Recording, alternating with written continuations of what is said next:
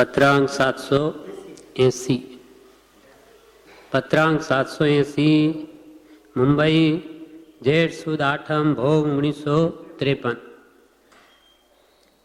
આ પત્ર સૌભાગભાઈ ઉપર છે. એમાં કૃપાલદેવ લખે છે, જેને કોઈ પણ પ્રત્યે રાગ દ્વેષ રહ્યા નથી તે મહાત્માને વારંવાર નમસ્કાર. જેને કોઈ પણ પ્રત્યે રાગ દ્વેષ રહ્યા નથી તે મહાત્માને વારંવાર નમસ્કાર. જેને કોઈ પણ આત્મા પ્રત્યે કિંચિત પણ રાગ કે દ્વેષ નથી તે જ ખરેખર મહાત્મા છે અને તેને કૃપાલદેવ કે અમારા વારંવાર નમસ્કાર છે. કેમ કે આખા સંસારનું મૂળ રાગ અને દ્વેષ છે. રાગ દ્વેષ જેને ગયા તેને જ્ઞાન અવશ્ય થાય, અર્થાત તેનો મોક્ષ નિશ્ચય થાય.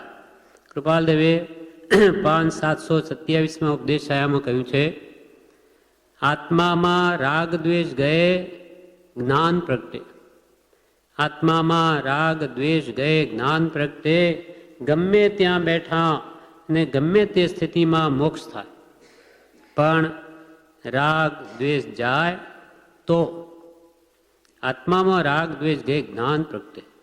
રાગ દ્વેષ અજ્ઞાન એ મુખ્ય કર્મની ગ્રંથ થાય નિવૃત્તિ, જેથી તે જ મોક્ષનો પંથ. રાગ દ્વેષ એ સંસારનું મૂળ છે. રાગ દ્વેષ રૂપી બે બળદ છે અને એનાથી જ આ સંસાર રૂપી ગાડી ચાલે છે. અને જ્યાં રાગ નથી ત્યાં દ્વેષ નથી. એટલે વિતરાગ માર્ગ એમ કે આખો માર્ગ વિતરાગ, રાગથી રહિત થવાનો માર્ગ. કોઈ પ્રત્યે રાગ પણ નહીં તેમ દ્વેષ પણ નહીં. સ્વરૂપમાં સ્થિતિ સ્વભાવમાં જેમ છે તેમ જ્ઞાતા દ્રષ્ટા થઈને રહેવું. રાગ દ્વેષ કરવાની, જાણવું દેખવું એમાં કોઈ દોષ નથી.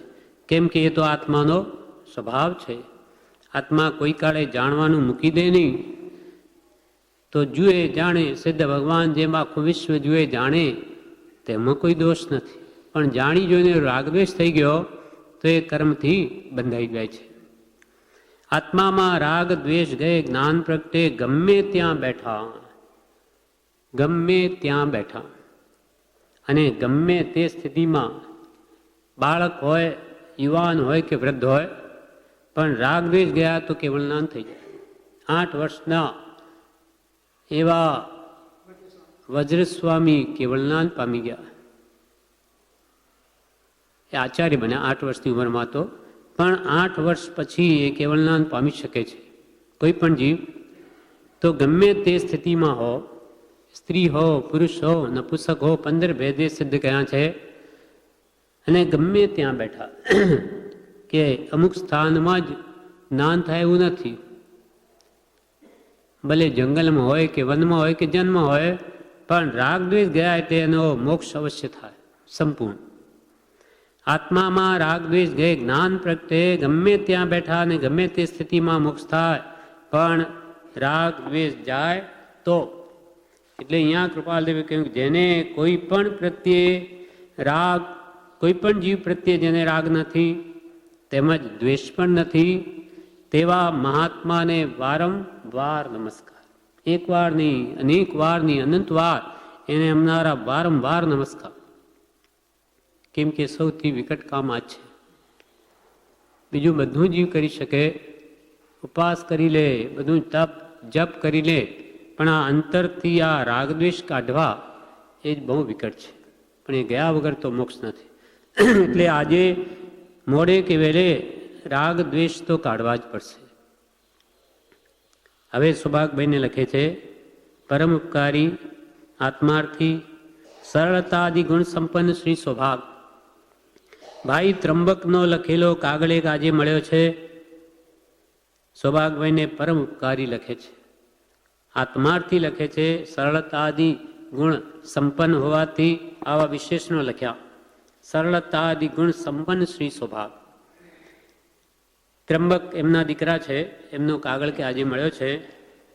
સૌભાગભાઈની તબિયત નરમ છે એટલે આત્મસિદ્ધિ ગ્રંથના સંક્ષેપ અર્થનું પુસ્તક તથા કેટલાક ઉપદેશ પત્રોની પ્રત અત્રે હતી તે આજે ટપાલમાં મોકલ્યા છે. બંનેમાં મુમુક્ષુ જીવને વિચારવા યોગ્ય ઘણા પ્રસંગો છે. એમને કહ્યું કે આપ આત્મસિદ્ધિ જલ્દી મોકલો, એના અર્થ પણ મોકલો તો જ્યાં સુધી મને આંખે દેખાય છે ત્યાં સુધી હું વાંચી શકું, એટલે આપ જલ્દી મોકલો. તો કે આત્મસિદ્ધિ ગ્રંથના સંક્ષેપ અર્થનું પુસ્તક મોકલ્યું છે, સાથે ઉપદેશ પત્રોની એક પ્રત પણ મોકલી છે. એને બંનેમાં મુમુક્ષુ જીવને વિચારવા યોગ્ય ઘણી વાતો છે. પરમ યોગી એવા શ્રી ઋષભદેવાદિ પુરુષો પણ જે દેહને રાખી શક્યા નથી તે દેહમાં એક વિશેષપણું રહ્યું છે. તે એ કે તેનો સંબંધ વર્તે ત્યાં સુધીમાં જીવે અસંગપણું નિર્મોહપણું કરી લઈ અબાધ્ય અનુભવ સ્વરૂપ એવું નિસ્વરૂપ જાણી બીજા સર્વ ભાવ પ્રત્યેથી વ્યાવ્રત એટલે છૂટા થવું કે જેથી ફરી જન્મ મરણનો ફેરો ન રહે, જેથી ફરી જન્મ મરણનો ફેરો ન રહે. તે દેહ છોડતી વખતે જેટલા અંશે અસંગપણું નિર્મોહપણું યથાર્થ સમરસપણું રહે છે તેટલું મોક્ષપદ નજીક છે એમ પરમ જ્ઞાની પુરુષોનો નિશ્ચય છે. ત્યાં કૃપાલદેવે લખ્યું પરમ યોગી એવા શ્રી ઋષભદેવાદિ, કોઈ પણ તીર્થંકર ઋષભદેવો, અજીતનાથ હો, સંભવનાથ હો, પાર્શ્વનાથ હો, શાંતિનાથ હો કે મહાવીર સ્વામીઓ, ગમે તે હો, એ બધા પરમ યોગી પુરુષોએ પણ આ દેહને રાખી શક્યા નથી. જ્યારે તીર્થંકર ભગવંતો પણ આ દેહને ન રાખી શકે તો આપણા જેવા પામર જીવોનો આ દેહ ક્યાંથી રહે? પરમ યોગી એવા શ્રી ઋષભદેવાદિ પુરુષો પણ જે દેહને રાખી શક્યા નથી, આવો જે નાશવંત દેહ, તે દેહમાં એક વિશેષપણું રહ્યું છે. કૃપાલદેવ કહે છે કે જ્યાં સુધી આ દેહ છે એનો સંબંધ વર્તે, જ્યાં સુધી આયુષ્ય છે ત્યાં સુધીમાં જીવે શું કરવું? અસંગપણું કરવું. મારો આત્મા આ શરીરથી જુદો, અસંગ, એ કોઈનો સંગ એને છે જ નહીં. નિશ્ચયને કોઈ એનું સગું નથી. આ પોતે કોઈનું નથી, કોઈ એનું નથી. જ્યાં શરીર જ પોતાનું નથી તો કુટુંબ કે સ્ત્રી પુત્રાદિ તો પોતાના ક્યાંથી હોઈ શકે? જ્યાં દેહ અપની નહીં તહાં ન અપનો કોઈ ઘર સંપત્તિ પર પ્રગટ હૈ. ઘર ને આ સંપત્તિ તો સાવ જુદા દરેકને દેખાય, પર હૈ પરિજન લોય, એટલે આત્મા સિવાય બધું જ જુદું દેખાય છે. અને આ શરીર દૂધ અને પાણીની જેમ એકમેક દેખાવા છતાં એ પણ જુદું. એમ કે છે આ ભાવ જાણીને દ્રઢ કરી લેવો કે હું સર્વથી અસંગ છું. કેવળ હોત અસંગ જો ભાસત તને કેમ, પણ અસંગ છે પરમાર્થથી પણ નિજ ભાને તેમ. મને મારા આત્માનું ભાન થઈ જાય તેથી હું આ દેહથી પણ અસંગ છું એવું મને દ્રઢ ભાન થાય, એવું આત્મજ્ઞાન કરી લેવું. જ્યાં સુધી આ દેહ વર્તે એટલે એક આયુષ્ય છે, આ શરીરનો સંબંધ વર્તે ત્યાં સુધીમાં જીવે અસંગપણું નિર્મોહપણું કરી લઈ. નિર્મોહપણું, ક્યાંય આસક્તિ નહીં રહી જાય. કુટુંબમાં કે ધનાદિમાં ક્યાંય પણ આ જીવ ખડી ન રહે. આજે મરણ આવે તો એની એવી તૈયારી જોઈએ કે કોઈ ભય નથી, ક્યાંય આસક્તિ ન હોય તો જ એવું બને.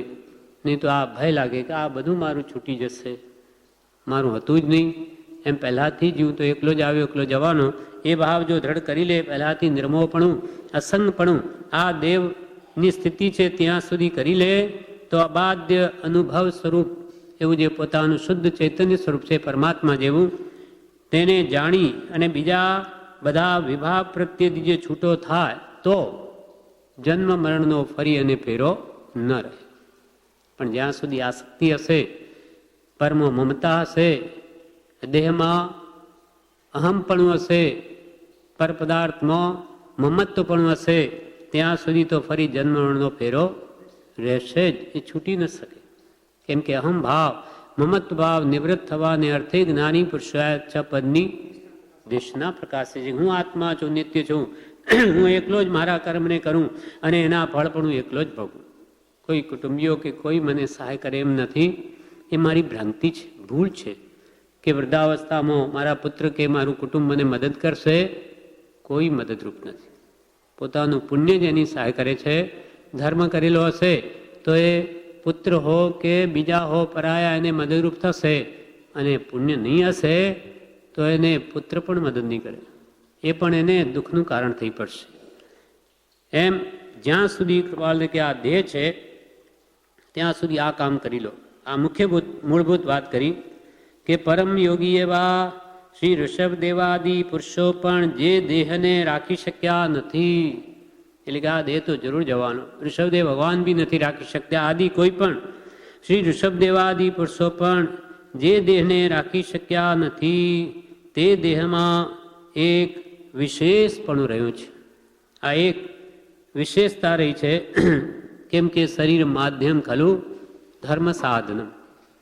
શરીર એક માધ્યમ છે, ધર્મ કરવાનું એક સાધન છે.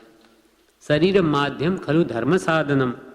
તો એમાં એક વિશેષપણું રહ્યું છે કે એનો સંબંધ વર્તે, એટલે જ્યાં સુધી આ શરીર છે ત્યાં સુધીમાં જીવે અસંગપણું નિર્મોહપણું કરી લઈ અબાધ્ય અનુભવ સ્વરૂપ એવું નિસ્વરૂપ જાણી, બાધા પીડા રહિત એવું પોતાનું શુદ્ધ સ્વરૂપ જાણી અને બીજા સર્વ ભાવ પ્રત્યેથી વ્યાવ્રત છૂટાતો, એ બધા વિભાવો મૂકી દેવા. આત્મા સિવાય બધો પરભાવ છે એને મૂકી દેવો, વ્યાવ્રત છૂટા થવું કે જેથી ફરી જન્મ મરણનો ફેરો ન રહે. ક્યાંય એવી આસક્તિ મોહ ન કરવો કે જેથી ફરી જન્મ લેવો પડે. તે દેહ છોડતી વખતે જેટલે અંશે અસંગપણું દ્રવ્યથી ક્ષેત્રથી કાળથી ભાવથી જેટલા અંશે જીવે અસંગપણું પ્રાપ્ત કર્યું હશે કે નિર્મોહપણું મેળવ્યું હશે, યથાર્થ સમરસપણું રહે, સમતા ભાવ એમે તે સુખ દુઃખ આવે તેમાં જેટલો સમતા ભાવ કેળવ્યો હશે, યથાર્થ સમરસપણું રહે છે તેટલું મોક્ષ પદ નજીક છે. એટલે કરવાનું આ છે મુક્તિ મેળવવા માટે આ દેહ છોડતી વખતે જેટલા અંશે અસંગપણું નિર્મોહપણું યથાર્થ સમરસપણું રહે છે તેટલું મોક્ષપદ નજીક છે, એમ પરમ જ્ઞાની પુરુષનો નિશ્ચય છે. પરમ જ્ઞાની એવા શ્રી કેવળી ભગવંતનો આ નિશ્ચય છે કે જો દેહ છોડતી વખતે અસંગ નિર્મોહપણું કે સમતા ભાવ જેટલા અંશે રહેશે તેટલો તેને મોક્ષ નજીક છે. કંઈ પણ મન વચન કાયાના યોગથી અપરાધ થયો હોય, જાણતા અથવા જાણતા તે સર્વ વિનયપૂર્વક ખમાવું છું, ઘણા નમ્ર ભાવથી ખમાવું છું. કૃપાલદેવ સૌભાગભાઈને લખે છે કે કેમ કે હવે એમનો દેહાંત નજીક છે સૌભાગભાઈનો, એમ સૌભાગભાઈને પણ ભાસ થયો અને કૃપાલદેવના જ્ઞાનમાં છે એટલે એ ખમાવે છે કૃપાલદેવ કે કંઈ પણ મન વચન કાયાના યોગથી અપરાધ થયો હોય, જાણતા અથવા જાણતા તે સર્વ વિનયપૂર્વક ખમાવું છું, ઘણા નમ્ર ભાવથી ખમાવું છું. હવે છેલ્લું કે છે જે શિખામણ સૌભાગભાઈને આપી તે આપણા બધાને જ કરવાનું છે કે આ દેહે કરવા યોગ્ય કાર્ય તો એક જ છે કે કોઈ પ્રત્યે રાગ અથવા કોઈ પ્રત્યે કિંચિત માત્ર દ્વેષ ન રહે, સર્વત્ર સમદશા વર્તે, એ જ કલ્યાણનો મુખ્ય નિશ્ચય છે. આ દેહે જ્યાં સુધી આ દેહ છે, આ શરીરમાં આપણે છીએ ત્યાં સુધી એક જ કાર્ય મુખ્ય કરવાનું છે.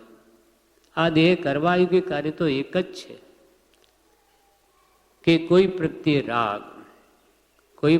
રાગ કરવો નહીં, અને કરવો તો સત્પુરુષ પ્રત્યે કરવો. કોઈ પ્રત્યે રાગ અથવા કોઈ પ્રત્યે કિંચિત માત્ર દ્વેષ ન રહે, અંશ માત્ર પણ નાની કોઈ પ્રત્યે દ્વેષ ભાવ બી ન રહે. તો શું કરવું? રાગ પણ ન કરવો, દ્વેષ પણ ન કરવો, શું કરવું? એમને કે રાગ ન કરવો તો આ જીવ દ્વેષ કરવા લાગી જાય, દ્વેષ ન કરવો કોઈથી તો પછી રાગ કરવા માંડી પડે. પણ રાગી નહીં, દ્વેષી નહીં, સમભાવમાં રહેવું, સમતા ભાવમાં રહેવું. એમ કે છે કોઈ પ્રત્યે રાગ અથવા કોઈ પ્રત્યે કિંચિત માત્ર દ્વેષ ન રહે, સર્વત્ર સમદશા વર્તે, એ જ કલ્યાણનો મુખ્ય નિશ્ચય છે. એટલે કે જેને આત્મકલ્યાણ કરવું હોય તેને આવો મુખ્ય નિશ્ચય કરવો કે મારે કોઈ પ્રત્યે રાગ કે દ્વેષ કરવા જ નથી. થઈ જશે. અનાદિનો અભ્યાસ છે, પણ છતાં એ ખોટું થયું, આ કરવા યોગ્ય તો નથી જ. એવો ભાવ જો હંમેશા રહેશે તો મોડે વહેલે પણ એનો રાગ દ્વેષ અવશ્ય જશે. પણ હવે બધા કેટલો બધો રાગ કરે, હું તો થોડોક જ કરું છું, એવો જો ભાવ રહી ગયો તો એનો રાગ કદી જાય નહીં. જેમ કે દુનિયામાં ઘણા લોકો ઘણું બધું જૂઠ બોલે, હું કંઈ બીજાની જેમ એવું જ જૂઠ બોલું, હું તો કોઈક જ વાર બોલું, એટલે એ જૂઠ ન કહેવાય. એમ પોતાની જાતને એમ સમજાવી દે કે મારું એ જૂઠ નહીં, હું તો થોડુંક જ કહું, તો એનું જૂઠ કદી નહીં જાય. કેમ કે એને જૂઠનો પક્ષ લીધો માટે એનું જૂઠ વધશે. તેમ દુનિયામાં તો કેટલા બધા રાગ દ્વેષ મોહમાં જ આખું જગત પડ્યું છે ને, હું એમાં થોડું કરું એમાં શું, એમાં કંઈ ખોટું નથી, તો પછી એનો રાગ પણ વધે, જાય નહીં કદી. ભલે અંશ માત્ર પણ હોય, પણ એ ખોટો છે, કરવા યોગ્ય નથી. કેમ કે જ્ઞાની પુરુષોની એમાં ના છે. એવું હંમેશા આપણા હૃદયમાં રહે તો એ અલ્પ રાગને પણ ખોટો જ ગણે. અને રાગ તો સત્પુરુષ પ્રત્યે કરવાનું કહ્યું છે, વિતરાગ પ્રત્યે તો આપણો પણ આ રાગ નાશ પામે. આ દેહે કરવા યોગ્ય કાર્ય તો એક જ છે કે કોઈ પ્રત્યે રાગ અથવા કોઈ પ્રત્યે કિંચિત માત્ર અલ્પ માત્ર પણ દ્વેષ ન રહે. સર્વત્ર સમદશા વર્તે, સર્વ આત્મા સમદ્રષ્ટિ દ્યો. આ વચનને હૃદય લખો. બધા જ આત્મા પરમાત્મા જેવા છે. કોઈની પ્રકૃતિ કે છે ન જોવી, કોઈની માન પ્રકૃતિ, કોઈ પ્રકૃતિ હોય, આપણામાં બધું પડેલું છે, ક્યાં ગયું? તો કે એ બધી પ્રકૃતિ ન જોવી, પણ એ કોને માને છે? કૃપાલયને ભજે તો મારો સાધર્મી ભાઈ છે, આ તો મારા ગુરુને ભજે, એટલે આ તો સહધર્મી, એટલે એના પ્રત્યે વાત્સલ્ય ભાવ હોવો જોઈએ, પ્રકૃતિઓ નહીં જોવી. આ દેહે એટલે કે છે સર્વત્ર સમદશા વર્તે, બધા જ આત્મા પરમાત્મા છે, પણ જે કૃપાળને માને એને પ્રભુશ્રી પણ શું કહે? એ તો પ્રભુ અમારા માથાના મુકુટ છે. હવે પ્રભુશ્રી જેવા એમ કહે કે જે કૃપાળ દેવને માને અમારા માથાના મુકુટ છે, માથાના મુકુટ, તો પછી આપણામાં તો કેવો ભાવ હોવો જોઈએ? નાની પુરુષોને જ્યારે સાધર્મી પ્રત્યે એવો ભાવ રહે કે એના હૃદયમાં કૃપાલદેવ હશે, તો આપણે પણ એ આવા આત્માર્થી કે મુમુક્ષુને જોઈને ઉલ્લાસ ભાવ આવવો જોઈએ કે હો કૃપાલદેવને ભજે, ધન્ય છે, આ તો મારો ભાઈ જેવો છે, સગો ભાઈ. આ બીજા તો બધા કહેવા માત્ર. કેમ કે સગાઈ સાચી સૃષ્ટિમાં છે સદગુરુની એક સગાઈ સમન. ખરેખર કોનો? સદગુરુનો. પહેલો સગાઈ સાચી સૃષ્ટિમાં છે સદગુરુની એક, બીજી તેના ભક્તની બાકી જૂઠી અનેક. એક સદગુરુ સાચા એની સગાઈ કે બીજી એના ભક્તની, જ્ઞાની ને જ્ઞાનના આશ્રિત બે મોક્ષ માર્ગનો છે. બાકી બધી જૂઠી સગાઈ, ગમે એટલી સગાઈઓ બીજી હોય પણ બધી જૂઠી, બધી સંસાર વધારનાર છે. મોક્ષો હશે એની સાથે મિત્રતા હશે કે ભાઈબંધી હશે તો એ કોઈ વાર સમાધિ મરણમાં કામ લાગશે. બીજા તો બધા ઉડતું સગા હશે તો મરણ બગાડી નાખશે. એટલે સાચી સગાઈ સત્પુરુષની કે એના શિષ્યની. એટલે સર્વ પ્રત્યે સર્વત્ર સમદશા વર્તે, એ જ કલ્યાણનો મુખ્ય નિશ્ચય છે. એ જ વિનંતી શ્રી રાયચંદ્રના નમસ્કાર પ્રાપ્ત થાય. આ પ્રમાણે આ પત્ર પૂરો થયો. આનું વિવેચન છે, લાંબુ છે, તે આપણે લઈએ. હા, બે આપણે એક ભાગ વાંચીશું. પહેલો ભાગ લઈ લઈએ. પત્રાંગ 780 નું વિવેચન.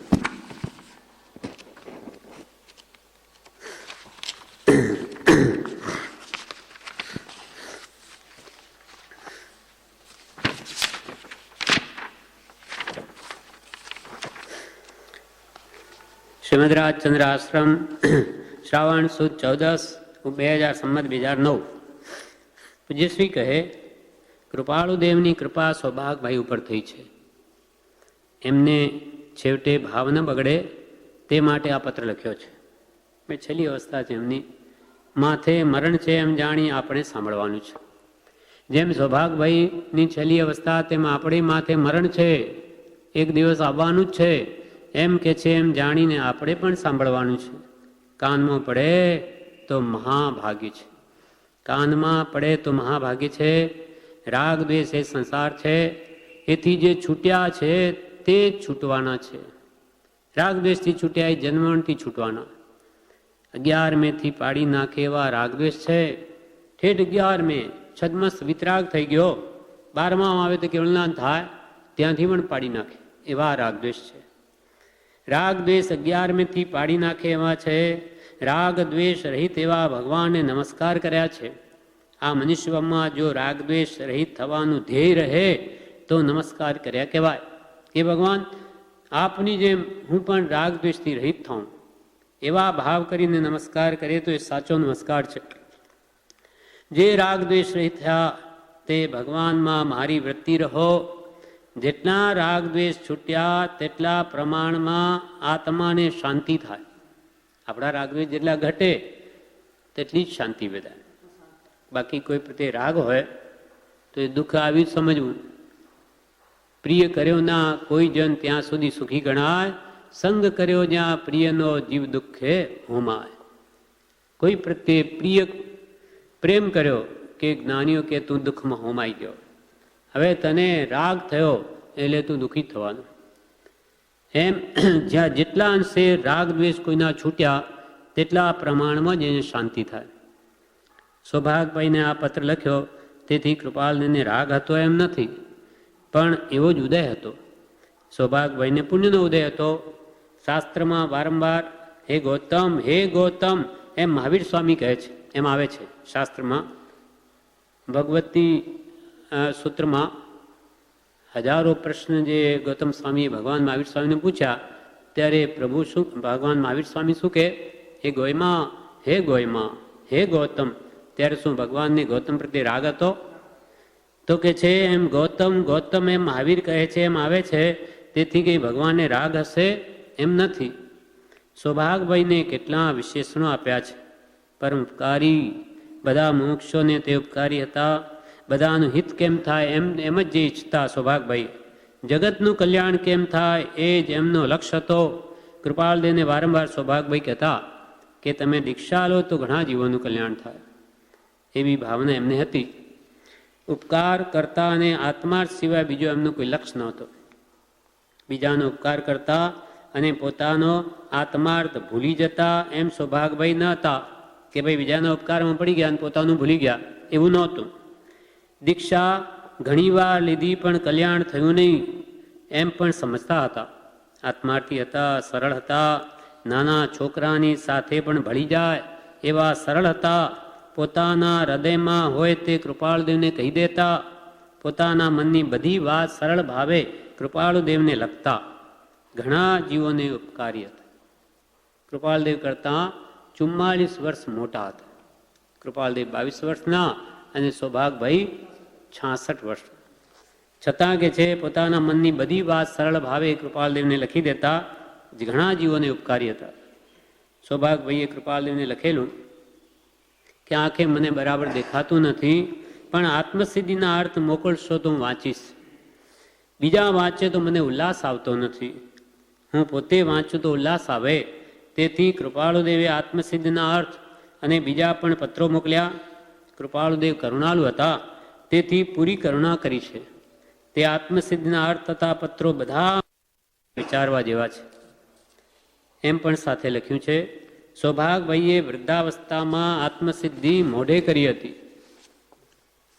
એક વાક્યમાં જન્મ મરણ છોડવાની વાત કહી છે. આ પત્રમાં બ્રહ્મચારીજી કહે છે, એક વાક્યમાં જન્મ મરણ છોડવાની વાત કહી છે. ક્યારે મરણ આવશે તેની ખબર નથી. મોટા તીર્થંકર જેવા જેને મહાલબ્ધિઓ પ્રગટી હતી તે પણ આ દેહને રાખી શક્યા નથી. માટે વિશ્વાસ રાખવા યોગ્ય નથી. કાચની શીશીની પેઠે ફૂટી જાય એવા દેહ છે. કાચની શીશી હાથમાં હોય તરત પડે કે ફૂટી જાય, તેમાં દેહ એક ક્ષણમાં નાશ પામી જાય. કાચની શીશીની પેઠે ફૂટી જાય એવા દેહ છે. દેહથી જાણે જુદા રહીને લખ્યા હોય એવા શબ્દો છે. બ્રહ્મચારીજીને આ પત્રના શબ્દો કૃપાલદેવે જાણે દેહથી જુદા રહીને નહીં લખ્યા હોય એવું લાગે છે. દેહથી જાણે જુદા રહીને લખ્યા એવા શબ્દો છે. તેવો લક્ષ્ય વાંચનારને રહે તો ઘણો લાભ થાય. આત્મા અસંગ છે અને આત્માને આ મનુષ્ય દેહનો સંબંધ થયો તે મોક્ષ સાધવામાં અનુપમ સાધન છે. દેવ દુર્લભ, 10 દ્રષ્ટાંત દુર્લભ એવો આપણને માનવ દેહ મળ્યો છે. તો એ ઘણો પુણ્યનો ઉદય થયો છે. હું દેહથી ભિન્ન છું, અસંગ છું એવો અનુભવ પ્રાપ્ત કરીને જેવું સ્વરૂપ છે તેવું હવે પ્રગટ કરવું છે. શુદ્ધ સ્વરૂપ પ્રગટ કરવું છે આ દેહમાં, તો જ મનુષ્ય ભાવ સફળ છે. જન્મ મરણથી જો થાક્યો તો પછી આ દેહની પંચાત્મા ન પડે. જો આપણને જન્મ મરણ દુઃખરૂપ લાગતા હોય તો આ દેહની સંભાળ આ પંચાત્મા પડે નહીં. હું કેદખાનામાં પડ્યો છે એમ લાગે, હું આ દેહરૂપી કેદખાનામાં પડ્યો છે એમ લાગે, તો ફરી દેહ ન મળે. દેહ તો ચારે ગતિમાં છે પણ મનુષ્ય ભાવમાં મોક્ષ મળે છે આ દેહથી. એ વિશેષપણું છે. દેહનો સંબંધ છે પણ આત્મા તેથી ભિન્ન છે. આત્મ સ્વરૂપ તે જ આત્મા છે જે મનુષ્ય ભાવમાં થઈ શકે એવું છે. નિર્મોહીપણું કરી લેવું, આત્માનું ઓળખાણ થયા વિના આ મોહ જાય નહીં. આપણો આત્મા ઓળખાય નહીં ત્યાં સુધી આ મોહ પણ જાય નહીં. એટલે કે છે પહેલાં આત્મદર્શન કરો, આત્મજ્ઞાન કરો, પછી આ રાગદ્વેષ રૂપ મોહ જશે. પહેલાં અજ્ઞાન કાઢો, ત્યાર પછી જ રાગદ્વેષના મૂળિયા ઉખડશે. એ આત્માનું ઓળખાણ થયા વિના મોહ જાય નહીં. પોતાનું ખરું સ્વરૂપ અભ્યાભાસ છે તે સમજાય તો નિર્મોહી થવાય.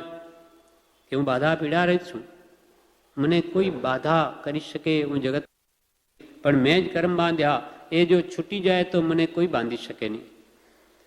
એવું અસંગ છું. બીજા મોહના ભાવથી છૂટવું અને આત્મામાં સ્થિર થવું તે નિર્મોહી ભાવ છે. ઉપજે મોહ વિકલ્પથી સમસ્ત આ સંસાર, અંતર્મુખ અવલોકતા વિલય થતા નૈવાર.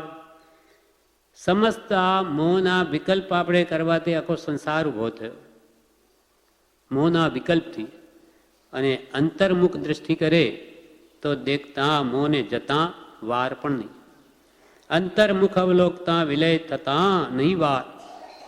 એ મોહ જાય ત્યારે સંસાર જાય એવો છે.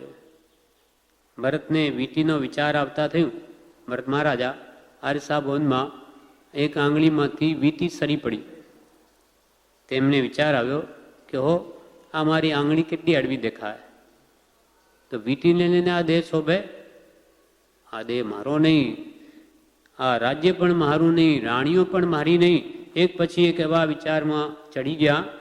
તો એમ બધા મોહ ભાવ છૂટી ગયા તો કેવળ જ્ઞાન પ્રગટ્યું. એક સમજણ અને બીજો પુરુષાર્થ કરવાનો છે. મુખ્ય તો ભાવ ફેરવવાના છે. જીવ જો પુરુષાર્થ કરે તો કર્મ બધા તોડી નાખે. પુરુષાર્થને આધીન છે બધું. જો ઈચ્છો પરમાર્થ તો કરો સત્ય પુરુષાર્થ, ભવ સ્થિતિ આદિ નામ લઈ છેદો નહીં આત્માર્થ. જો તમે પુરુષાર્થ કરો તો તમને કોઈ રોકી શકે નહીં. છૂટવાના કામીને પરમાત્મા પણ બાંધી શકે નહીં અને બંધાવાના કામીને પરમાત્મા પણ છોડી શકે નહીં.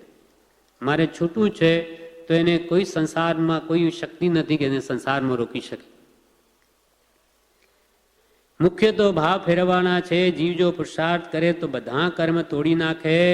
છૂટા થવું, નિર્મોહી થવું, અસંગ થવું એ બધા એક જ ભાવો છે. પારકી વસ્તુઓમાં એટલો બધો ખેંચાયો છે કે પોતાના ઘરમાં જ આવતો નથી. બીજા બધા ભાવો છૂટી જાય તો ફરી જન્મવું ન રહે. જેટલા અંશે સંભાવ તેટલા અંશે મોક્ષ પાસે આવે છે. કેમ કે સમતા એ આત્માનું ઘર છે. સંભાવ એ આત્માને રહેવાનું ઘર છે. સંપૂર્ણ સંભાવ ત્યારે સંપૂર્ણ મોક્ષ એ કરવું દરેકના હાથમાં છે. જ્ઞાનીએ કહ્યું છે આત્મા અસંગ છે, નિર્મોહી છે અને સંભાવ એનું ઘર છે. ત્યાં ગયે જ છૂટકો. આત્માને સંભાવમાં આવીએ જ છૂટકો. મુક્તિ મેળવી હોય તો રાગ દ્વેષ મૂકી દઈને સંભાવમાં જ્યારે આવશે ત્યારે જ આ જન્મથી છુટકારો થશે. એમ થાય તો બીજામાં રાજી ન થાય. જેમ બને તેમ રાગદ્વેષ છોડી સંભાવમાં આવવું. જેમ બને તેમ રાગ દ્વેષ છોડી સંભાવમાં આવવું. એ માટે સામાયિક કરવાનું કહ્યું છે. સામાયિક એટલે સમતા. સમતા સામાય્યો. ભગવાન મહાવીરે કહ્યું સંભાવ એ સામાયિક છે. એટલે ખરી સામાયિક સંભાવ આવ્યથી આવે અથવા સંભાવ લાવવાનો પ્રયત્ન કરે સામાયિકમાં, કે બે ઘડી હું સંભાવમાં રહીશ, રાગદ્વેષમાં નહીં જાઉં, તો એ સામાયિક સાચી. એ માટે સામાયિક કરવાનું કહ્યું છે. જીવ કરવા માંડે તો થાય, થોડે થોડે કરવા માંડે તો થાય એવું છે. નાની મોક્ષ આપણી પાસે લાવીને મૂકે છે. નાની મોક્ષ આપણી પાસે લાવીને મૂકે છે. તમારી વારે વાર છે. જેટલે અંશે પુરુષાર્થ મોક્ષને અર્થે કરશો તેટલો સફળ થશે. મોક્ષે જવા એવા ભાવોથી જીવ અજાણ્યો છે. બધાય ભાવો યથાર્થ થાય તો મોક્ષ થાય. નાનીએ પોતાનું સ્વરૂપ અનુભવ્યું. એ અસંગ સ્વરૂપ ક્યારે પ્રાપ્ત થાય? તો કે વૈરાગ્ય આવે ત્યારે. નાનીએ પોતાનું શુદ્ધ સહજાત્મ સ્વરૂપ સર્વ વિભાવથી અસંગ, સર્વ કર્મથી અસંગ, સર્વ ભાવ કર્મ, દ્રવ્ય કર્મ, નો કર્મ સર્વથી જુદું એવું પોતાનું સહજાત્મ સ્વરૂપ અનુભવ્યું. તે જ્ઞાનીએ અનુભવ્યું. જ્ઞાનીએ પોતાનું સ્વરૂપ અનુભવ્યું. જે અસંગ સ્વરૂપ મને ક્યારે પ્રાપ્ત થાય? તો કે વૈરાગ્ય આવે ત્યારે. એ પણ સત્સંગથી આવે. વૈરાગ્ય અને ત્યાગ ચિત્તમાં જોઈએ તો જ્ઞાન થાય. એ પણ કેવી રીતે આવે? તો કે સત્સંગથી આવે વૈરાગ્ય. વૈરાગ સત્સંગથી આવે. અસંગ સ્વરૂપ અને નિર્મોયપણું એ પોતાનું સ્વરૂપ છે. કૃપાલદેવે લખ્યું છે, સત્સંગના યોગે સહજ સ્વરૂપ ભૂત એવું અસંગપણું જીવને ઉત્પન્ન થાય છે. સત્સંગના યોગે, સત્સંગના યોગથી જીવ ધીમે ધીમે અસંગ બની જાય. વસ્તુ સ્વરૂપ સમજાતું જાય. ધીમે ધીમે પરપદાર્થનો મોહ ખસતો જાય અને સ્વભાવ ભણી આવતો જાય. એમ અસંગ સ્વરૂપ અને નિર્મોહી પણ એ પોતાનું સ્વરૂપ છે. પણ અત્યારે તો જીવ મોહના કારણો એકઠા કરે છે. અત્યારે તો જીવ મોહના કારણો એકઠા કરે છે. નાનીને શું ગમે છે એ વિચારી કરવાનું છે. નાની જેવા કોઈ સુખી નથી. નાની જેવા કોઈ સુખી નથી. કેમ? તો કે નિર્મોહી છે. એમને કોઈ પ્રત્યે રાગ નથી, મોહ નથી, માટે સુખી છે. રાગ તો આગ જેવો છે. આપણને અજ્ઞાન બસ મીઠો લાગે, પણ નાની તો કે બળતરા છે. રાગ એ આગ છે. વિતરાગતામાં શાંતિ છે, ત્યાગમાં શૌર્ય છે અને વૈરાગ્યમાં નિર્ભયતા છે. નાની જેવા કોઈ સુખી નથી. એ નિર્મોહીપણું છે, એમને સુખ આપે છે. એ નિર્મોહીપણું જે નિર્મોહીપણું છે એમને સુખ આપે છે. મોહનીય કર્મ ત્રણ પ્રકારે છે: રાગ, દ્વેષ અને અજ્ઞાન. મોહનીય કર્મ ત્રણ પ્રકારે છે: રાગ, દ્વેષ ને અજ્ઞાન. આના બે પ્રકાર કૃપાલદેવે આત્મસિદ્ધિમાં કહ્યા: દર્શન મોહ ને ચારિત્ર મોહ. મોહનીના બે ભેદ: દર્શન મોહ એટલે અજ્ઞાન, ચારિત્ર મોહ એટલે રાગ દ્વેષ. બે ચારિત્ર મોહની પ્રકૃતિ છે. અહીંયા છૂટું પાડીને આપણને કહ્યું કે આ રાગ, દ્વેષ ને અજ્ઞાન આ ત્રણ મોહનીના પ્રકાર છે. પણ રાગ દ્વેષ એ જ ચારિત્ર મોહ છે. તમે નિરાગી, નિર્વિકારી, સચ્ચિદાનંદ સ્વરૂપ, સહજાનંદી, અનંત જ્ઞાની, અનંતદર્શીને ત્રૈલોક્ય પ્રકાશક છો. એ ખરું સ્વરૂપ છે ભગવાનનું કે આપણા આત્માનું. નિરાગી, વિતરાગી, આપણો આત્મા પણ નિર્વિકારી છે, સચ્ચિદાનંદ સ્વરૂપ છે, સહજાનંદી છે, અનંત જ્ઞાની, અનંતદર્શીને ત્રૈલોક્ય પ્રકાશક. નિશ્ચય નહીં, ભગવાન એ સ્વરૂપ પ્રગટ છે. એ જ આત્માનું ખરું સ્વરૂપ છે. તેની ભાવના કરવાની છે. જેટલી કરશો તેટલો મોક્ષ પાસે આવશે. સહજાત્મ સ્વરૂપ પરમ ગુરુ એ મારું સ્વરૂપ છે. આજે તો મીંડું કાંઈ જ નથી, છતાં ભાવના તો કરી શકાય. કેમ કે આત્માનું મૂળ પોત છે, મૂળ સ્વરૂપ છે. તો જેટલી એની ભાવના કરશો તેટલો મોક્ષ પાસે આવશે. જીવને અસંગપણાનો પરિચય નથી, તેથી ગળે ઉતરતું નથી. એને તો સંગ જોઈએ. સંગ વગર તો હું કે જીવી ન શકું. જ્યારે જ્ઞાનીઓ કે તારા આત્માનો અસંગપણું એ જ અને સુખરૂપ છે. જીવને અસંગપણાનો પરિચય નથી, તેથી વાત ગળે ઉતરતી નથી. સમભાવમાં આનંદ છે, સમભાવમાં રસ છે, સગા વહાલા બધા ભાવ છૂટી જાય ત્યારે સમરસ, ત્યારે સમભાવ સમરસપણું આવે. નાનીઓ કે સમભાવમાં સુખ છે, જ્યારે આ તો કે વિષમભાવમાં સુખ છે, રાગદ્વેષમાં સુખ છે. આસમાન પાતાળ જેટલું માન્યતામાં અંતર છે. માટે આપણે દુઃખી છીએ, સંસાર વધારીએ છીએ, અને તે લોકો ગમે તે સ્થિતિમાં પણ સંસારથી છૂટે છે, કેમ કે સમભાવમાં છે. ઉદયાધીન પ્રવૃત્તિ હોવાથી નવા બાંધતા નથી, જૂના છૂટી રહ્યા છે. સમભાવમાં આનંદ છે, સમભાવમાં રસ છે, સગા વહાલા બધા ભાવ છૂટી જાય ત્યારે સમભાવ સમરસપણું આવે. દેહનો જેટલો દેહમાં મમત્વ ભાવ હોય તેટલા પ્રમાણમાં હું દુઃખી છું એવી ભાવના થાય છે નાનીઓને. કે દેહમાં જેટલું મારાપણું તેટલા પ્રમાણમાં હું દુઃખી. શાતા અશાતા શરીરમાં થાય છે, દેહાધ્યાસ છૂટે તો સમરસપણું આવે. સાતા અસાતા આ કર્મ બાંધે જીવ રાગદ્વેષ ભાવ કરીને, અને કર્મનો ઉદય આવે શરીરમાં, શરીર મારફત આ જીવને પછી સુખ દુઃખ આપે છે. પણ દેહાધ્યાસ છૂટે તો સમરસપણું આવે.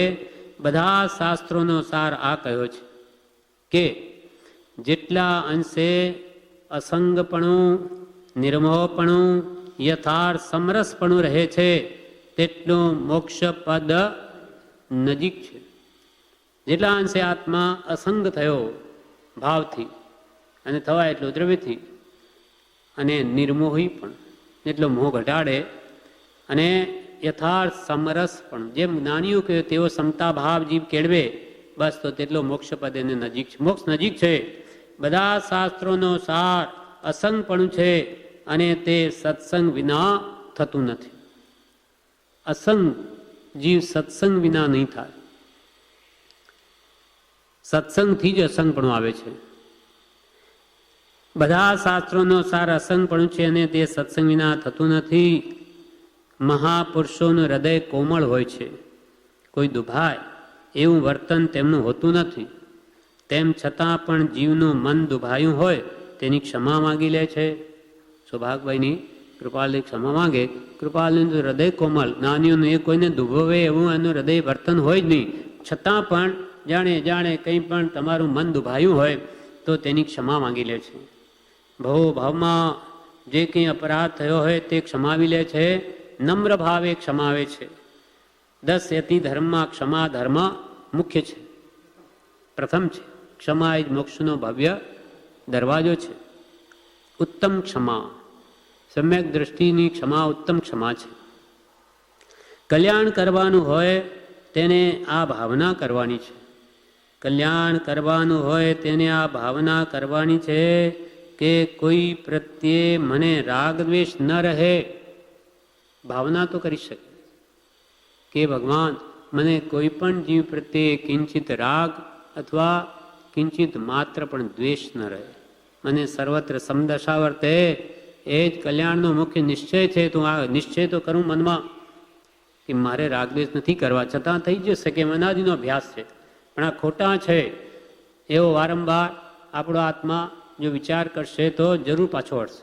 એકવાર ભૂલ થશે તો બીજી વાર એમાં 1-2% ઘટાડો થશે. વારંવાર જીવતું ભૂલે છે. કલ્યાણ કરવું હોય તેને આ ભાવના કરવાની છે કે કોઈ પ્રત્યે રાગદ્વેષ ન રહે. રાગ દ્વેષને લઈને સંબંધ છે. રાગ દ્વેષને લઈને સંબંધ છે. એ રાગ દ્વેષ છોડવાના છે. 4 પ્રકારના પ્રતિબંધ કયા?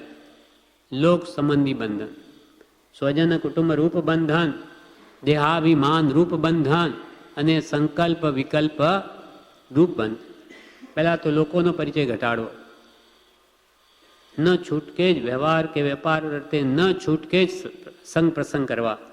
એમ નહીં કે રવિવાર છે એટલે આજે અમારા ઘરે આવજો, પછી બીજા રવિવારે એ કહે તો આપણે એને ઘરે જઈએ. અમૂલ્ય સમય બધો વેડફાઈ જાય છે આ વાતો કરવામાં, કોઈને રંજન કરવામાં કે કોઈથી રંજિત થવામાં. આ માનવ દેહનો સમય ગાળવાયો કે નથી. એટલે કે જે બધા સમય છોડવા જેવા છે. લોક સંબંધી બંધન તોડવા જેવા છે. પછી સ્વજન કુટુંબરૂપ બંધન છે, એમાંથી પણ રાગ ઘટાડવા જેવો છે. અંદરથી તોડી નાખો. પુત્રને પુત્ર જ કહેવો કે કહેવાય, પણ અંદરથી કોનો પુત્ર અને કોના પિતા આ તો બધું વ્યવહારે છે. નિશ્ચય તો આત્માનો કોઈ કાળે જન્મ જ નથી. અજન્મે એવો આત્મા કોઈનો પુત્ર કેવી રીતે થઈ શકે? અને પુત્રને જન્મ આપનાર એવો આત્મા તે પિતા પણ કેવી રીતે હોઈ શકે? આ તો બધું વ્યવહારે કહેવાય. આમ અંદરથી ભાવ એવો હોવો જોઈએ કે હું કોઈનો પિતાય નથી ને અમારો પુત્ર નથી. આ તો બધું ઠીક, હું તો સહજાત્મ સ્વરૂપ શુદ્ધ ચૈતન્ય સ્વરૂપ એવો આત્મા છું. અજર અમર અવિનાશી ને દેહાતીત સ્વરૂપ છું. શુદ્ધ બુદ્ધ ચૈતન્ય ઘન સ્વયં જ્યોતિ સુખધામ છું. એમ આત્મભાવના ભાવે તો જીવ કેવળનાથને પામે. કાળે કરી એટલે કે આવી ભાવના ભાવાયુગ છે. રાગ દ્વેષને લઈને સંબંધ છે. રાગ દ્વેષ છોડવાના છે. એ રાગ દ્વેષ જ્યાં સુધી દ્રષ્ટિ હોય, એ રાગ દ્વેષ પૂર્વક જ્યાં દ્રષ્ટિ હોય ત્યાં સુધી જીવને ખળભળાટ થયા વિના ન રહે. એ રાગ દ્વેષ પૂર્વક જ્યાં સુધી દ્રષ્ટિ હોય ત્યાં સુધી જીવને ખળભળાટ થયા વિના ન રહે. સમાધિ મરણ બગડી જાય. સમાધિ મરણમાં શું છે? રાગ દ્વેષને ઘટાડવા. અંત વખતે મરતી વખતે કોઈમાં રાગે નહીં, કોઈમાં દ્વેષે નહીં. જે પ્રમાણે હવે આપણો એ સંબંધ પૂરો થાય છે, લેણી દેણી પૂરી, એ પહેલાંથી દ્રઢ કર્યું હોય તો જ એ મરણ વખતે સ્વસ્થ પરિણામ રહી શકે.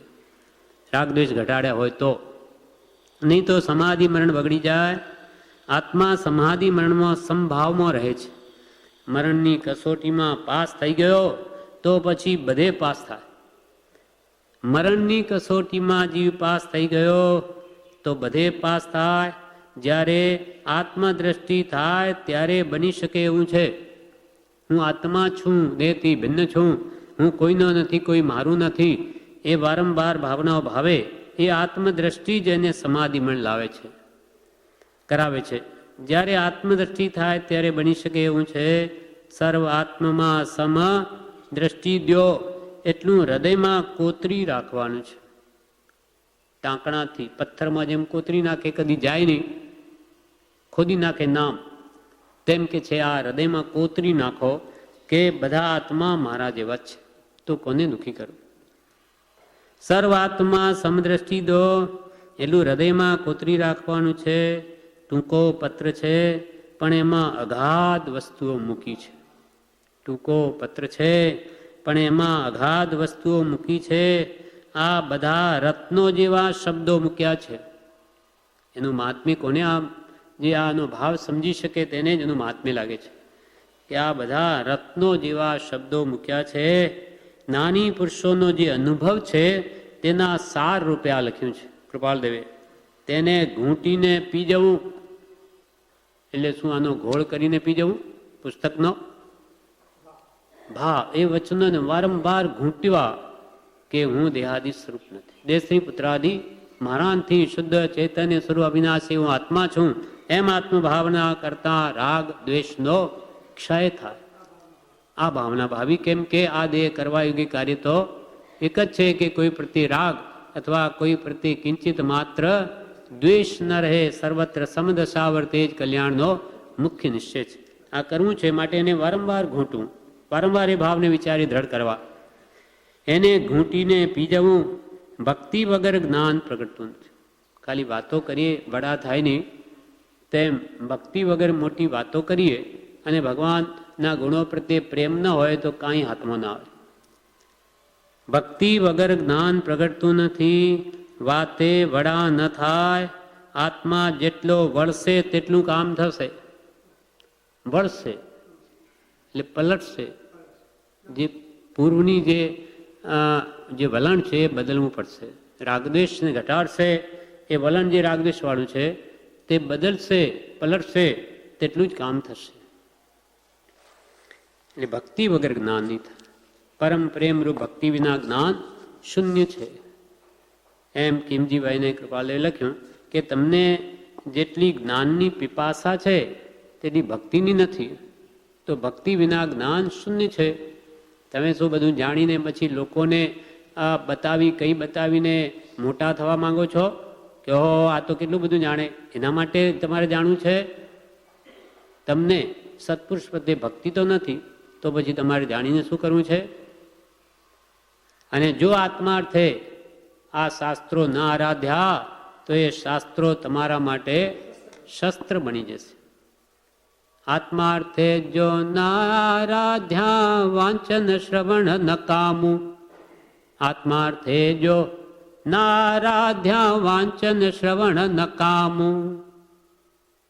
કીર્તિ મદ માનાર્થે કીર્તિ મદ માટે આરાધ્ય બંધન સામું. એવા કોઈ ભાવમાં બ્રહ્મચારીએ કહ્યું, જો માન અર્થે કે કીર્તિ અર્થે